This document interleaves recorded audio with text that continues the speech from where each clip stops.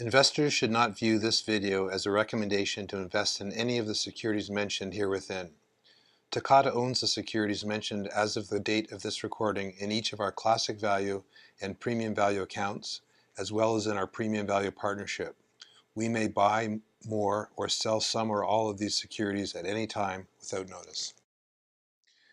So this year I want to talk a little bit about how we look at value, and there's generally two components of value that interest us. One has to do with cash flow and one has to do with asset values. Now both are important. Cash flow is a bit more reliable in my view because cash flows continue to increase the value of a particular investment. Whereas with an asset value, if you buy something at a big discount to asset value, you need a catalyst to realize that asset value. And in the absence of that catalyst, things can go on for some period of time, and the passage of time reduces your potential rate of return.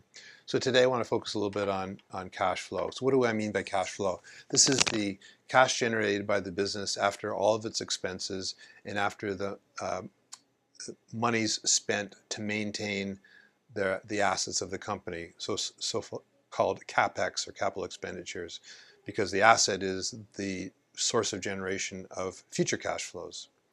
So what's an example of a inexpensive company on a free cash flow basis? Well, there's a company out there that we own called Fortress Global, and that company owns just one mill in Thurso, Quebec, and that mill produces dissolving pulp. Dissolving pulp is used in an intermediate product which goes ultimately into the production of rayon. Of course, rayon, as you know, is used for clothing. It's an alternative to cotton. So what's interesting about this company? We've looked at the likely production in the coming year, and we have looked at obviously the current price of the commodity that they produce, look at all of their costs, and subtracted out those costs, look at the capital required to maintain the asset, to maintain the mill in good running order, and created a spreadsheet. And based on that, we have come to the conclusion that the company, after paying its interest expenses and everything else, generates enough cash that if you were to buy this whole company, you would generate enough cash from it to pay for your purchase in a year and a half. And then beyond that, of course, you'd have a mill generating free cash flow into the indefinite future. So this is not obviously Microsoft. The quality of the cash flows are less. It is a commodity business.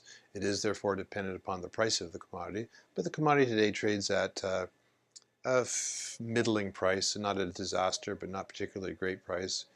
It has in the past spiked up, and one time the stock, which is currently $1.50, actually traded at $65. We're not looking for that kind of a movement, but if you forecast out different dissolving pulp prices, you can see what a great torqued impact it has on the cash flow generation of the company.